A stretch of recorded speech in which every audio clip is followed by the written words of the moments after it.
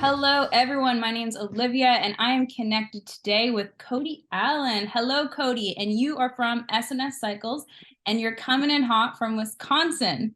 So I know you're That's right.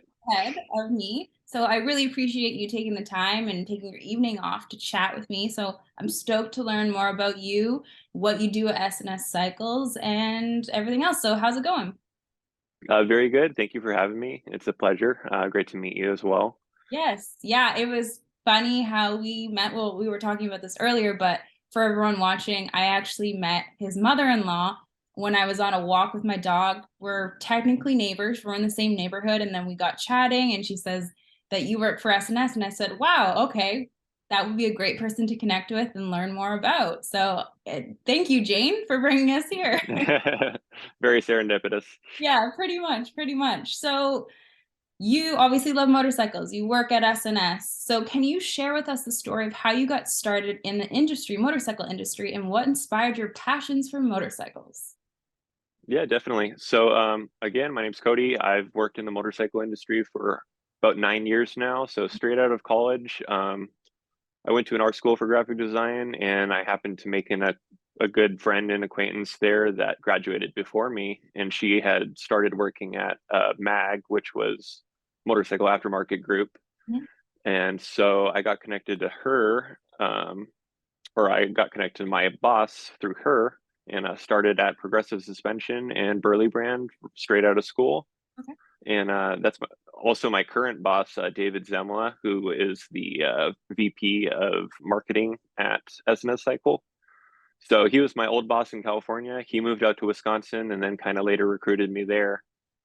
Ah, okay. So the work brought you.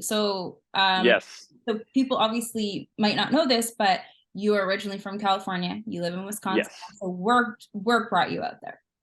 Yep, that's right. Yeah, so originally from California. Before I was in the motorcycle, space, I was just a recreational rider like anybody else. Just kind of started to get into bikes during college. It was one of those things where, it was like, oh, maybe I want a moped. And it's like, okay, you got to get your M2 license for that. Well, kind of want a scooter, but then you need your M1 license. And if you're going to do that, you might as well just get a motorcycle. Yeah, fast. So, so fast forward a little bit, and I've had like maybe 8 bikes or so now. Okay. Yeah, love motorcycles, love riding. That's awesome. So, was there any other inspiration to riding? Did anyone in your family ride that maybe that's what made you want to go forward with it? It was completely random. My dad had a couple bikes when I was a kid, but it was never anything that I was actually interested in. Hmm. And I also like bicycling, so it's also two wheels, but wanted to go a little faster, I guess. Cool. And you're originally from California, so this is the Mecca, as everyone knows. So it only makes sense that you eventually lead into the ways of two wheels with engines. So you are the creative manager at S&S Cycle. So talk to me about what you do for the brand and with the brand. Yeah, so I work in their marketing department, and I basically handle any of the photography, videography, some of the graphic design duties, as well as overseeing our other graphic designer that we have on our team. Mhm. And then I just coordinate and work with my manager, John Montgomery, who's the director of marketing, as well as David Zemla, who's the VP of marketing, and the rest of our team on any content creation, anything that kind of represents the physical manifestation of our brand. Okay, cool. And so the motorcycle industry, talking to a creative, I find it's Yeah. always very interesting. So how do you think the creative side in the motorcycle industry differs from other creative industries out there? I'm sure it does differ to a certain extent, but what little experience that I have outside of the motorcycle industry, I mean, you still have the foundation of a marketing team or, an advertising firm or what have you, that's driving content and engagement with their audience. I don't have a lot of experience outside of the motorcycle industry. Like I said, I started with David Zenwa at Progressive the day after I graduated college. Not a minute passed by that I wasn't there. So it was kind of a interesting, fast-paced segue to get into this industry, but I love it. And Okay, cool. So talk to me about some of the roles that you play in shaping the company's overall brand image and what strategies are you using to ensure that it continues to stay on brand? hmm well, for instance, I mean, as far as like the design and overall aesthetic goes, that's just kind of up to, my personal creative vision and working with my manager and boss as far as what they want delivered for the brand. That's kind of a vague blanket answer, but SNS has its own, very long legacy and imagery and iconography that kind of stands behind the brand. So you just kind of work with that and then, keep it relevant, keep it current as far as design aesthetics are concerned. I've got my own kind of specific style of photography, and I know what my bosses look for as far as, design aesthetics go. So it's kind of just a collaborative effort as far as what everybody wants delivered in the end. And yeah. Okay, so I know SNS has a really rich history and has been around for a while. So what are other ways that makes SNS stand out in comparison to other brands besides their long history? And how Mhm. do you work with that into your, creative ways? I mean, as far as other companies go, like you said, obviously the first thing that comes up is the long history. They've been around since 1958. Yeah. But the other big thing is, we're kind of considered the leader in the performance space as far as, especially as far as V twins are concerned, Harley motorcycles. We have also differed in other fields. We've done stuff to support Royal Enfield in a lot of ways in the last couple years. We've done a huge amount of things with Indian, and we still are currently, Mhm. which I can get into later as far as some of the history or achievements or whatnot. But we've also delved into the side by side UTV space in the last couple of years. So I think the big thing with our brand is, on top of just being a leader in performance for, the Harley space, is the fact that we're constantly evolving the brand, constantly expanding and looking into other avenues that are also, somewhat adjacent to what we're already achieving. Mhm. But So, compared to other brands I've worked for, sorry, oh, um, go ahead. it's just, it's a family owned brand. It's been in the family since 1958. Like I said, you have multiple generations. You've got people that have been there for, you know, many, many, many decades. Mhm. And, they started there as a kid and then, they retired there, which is just so cool to me. And it's not just because this is a small town, it's just a great place to work and be a part of the family. And yeah. So you involve yourself with all these different projects, and obviously, like you had said, there's a long standing history, and people love working for this brand. So talk about one of your favorite projects that you ever put on, and that you were on, because I'm sure there's so many being in the marketing area. Yeah, there's a lot. You could say the most recent one though, which was one that I got to kind of spearhead, was we did what was called the 100-day Sportster build off. Okay. So me and my two bosses and I had kind of a competition amongst ourselves. We all picked up rusty, dusty 90s Harley Sportsters, Mhm. and we had 100 days to turn them into something cool and bring them to the Mama Tried show in Milwaukee. Okay.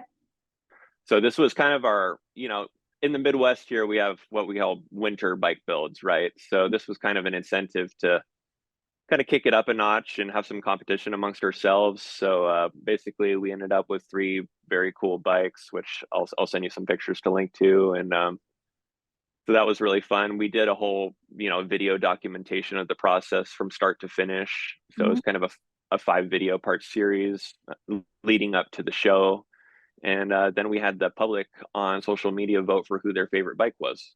Oh, okay. That's exciting. And I know before this we were chatting about Born Free. Now, is there Yes. anything like that going on in the works for Born Free? Because I know you were telling me you guys are shipping out your bikes, you're riding in, Yes. have a booth. So what's going on with that? Well, as far as these bikes were concerned, the only time they've been displayed was at that Mama Tried show in Milwaukee in February. So we're gonna give them another time to shine. We're gonna bring those out to Born Free Okay, fun. this time as riders because it's summer and nice weather. Yeah, of course. So we'll have those on display, and then we always have other participation in the Born Free show as far as giving away some awards and we give away an engine and everything. So Okay, that's exciting. So you give away an engine. Talk to me about how that goes about. Does someone yeah. shop make it, or how does that happen? So it's one of our, in this case, it's our KN93. It's a knuckle replacement engine for an older bike, and that's given away to the People's Champ at Born Free Show. Hmm. Okay, So cool. that'll be on Sunday. You'll probably see that when you show up. Yeah, okay, that's awesome. And will you be presenting it or somebody else? John will be presenting, the director of marketing. Okay, cool. So you'll But be in. you will see me. You'll see me in the crowd shooting pictures, though. Okay, so you'll be keeping busy. That's awesome. Oh yeah, definitely. So, as an experienced rider and being experienced in the industry, what advice would you give someone who is new to motorcycles and wants to get involved in the creative side of the industry? Okay. Well, kind of a two-part question for sure. Obviously, getting into motorcycles is one thing. Mhm. So I'll start with that. Um, and it's one of those things where you'll talk to people and they're like, I kind of want a motorcycle, or and it's kind of like you either do or you don't. I think as far as safety is concerned, you really got to be committed to getting into that whole field, and kind of going down the rabbit hole.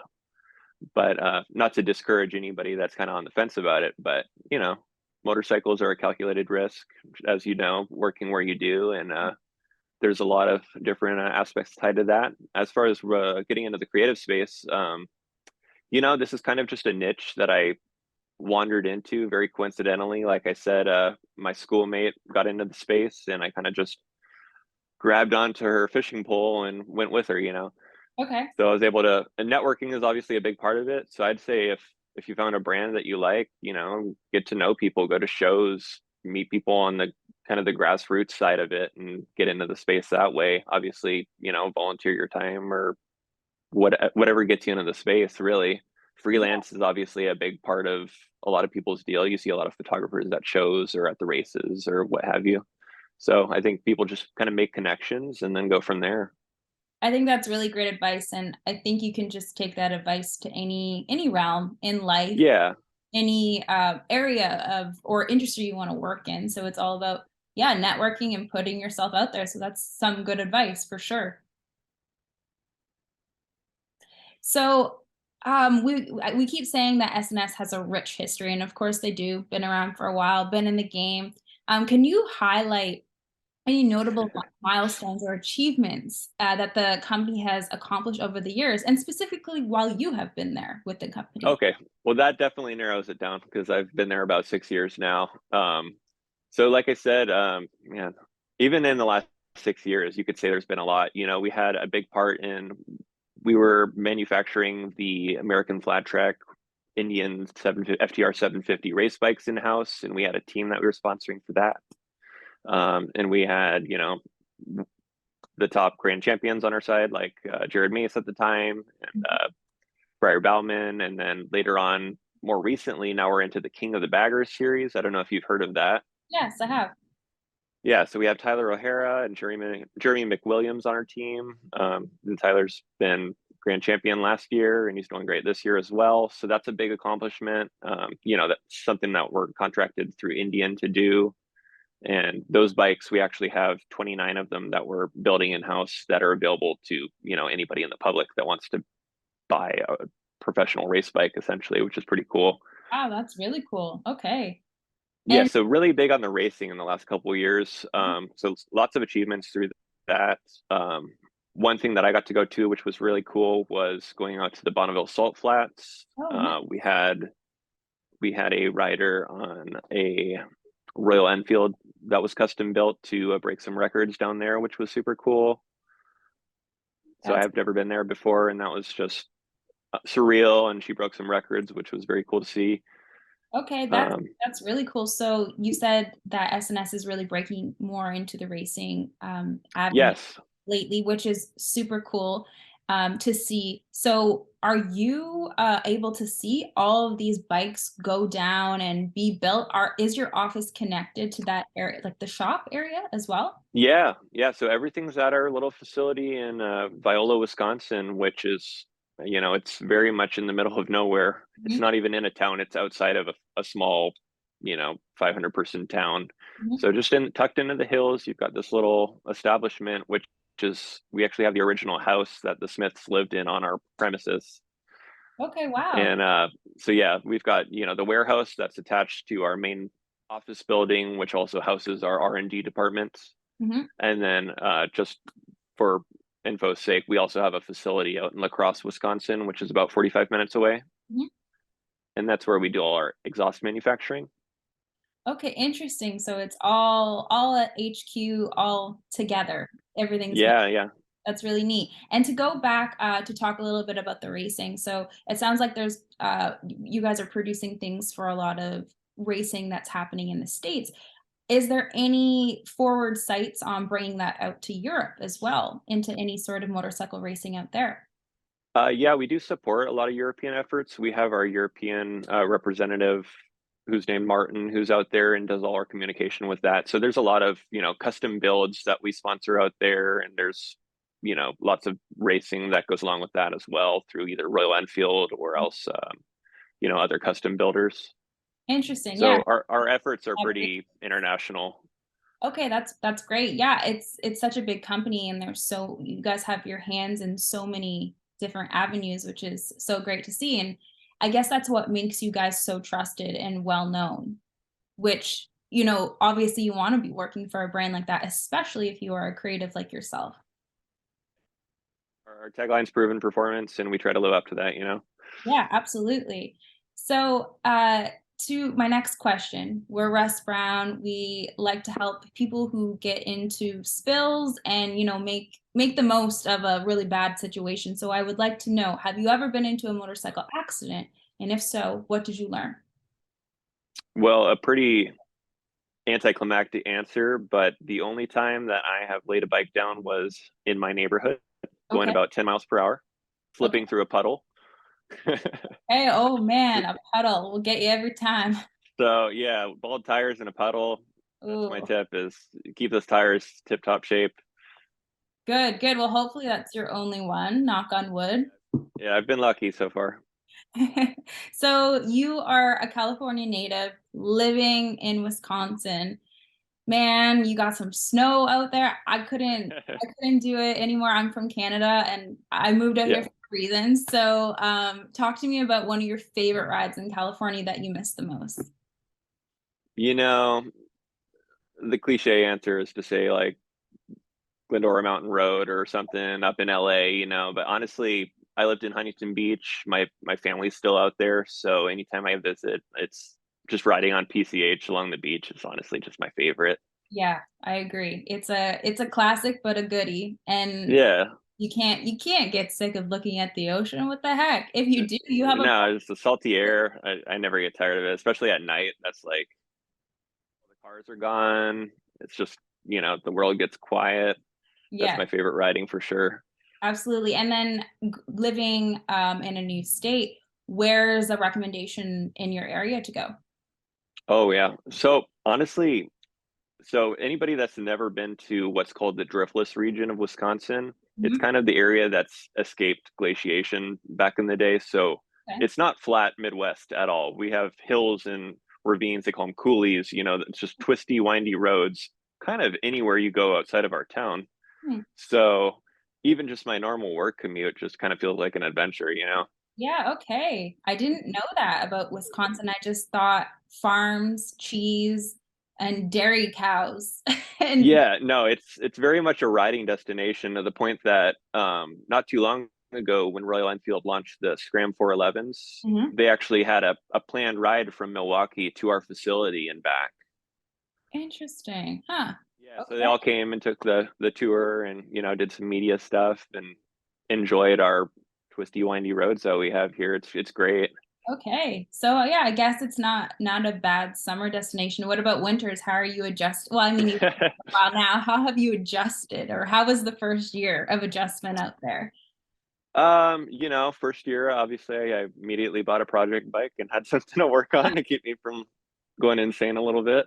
Fair. So projects definitely help get you through the winter, and you have something to look forward to once good weather comes around. But yeah, it's very much one of those situations where you just kind of really appreciate the good weather when you have it and make the most of it, you know? Yeah, okay, so I'm surprised that you haven't taken up like ice racing because I know that's really big in Wisconsin, or even Yeah. snowmobiling. Yeah, no snowmobiling. The most I've done is I got a fat bike that I'll take out in the snow once in a while, but Okay, brave. nothing with the motor.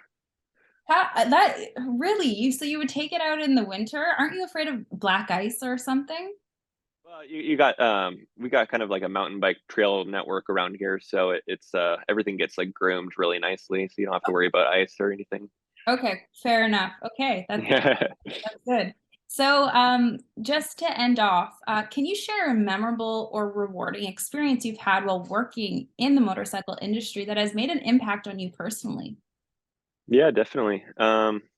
You know, just coming from the first company that I worked at, just straight out of school, you know, just super fresh and kind of ready to see where life took me. It was kind of a big eye opener to just get kind of dropped into the deep end of the motorcycle space. Mhm. But the best memories that I have really made from it is just kind of all the connections that I've made, all these people that, you know, I probably never would have ever even communicated with or, you know, approached or, you know, had any kind of line of friendship with if it wasn't for this kind of industry. Mhm. And, you know, coming out of school, I was 22, I'm almost 31 now.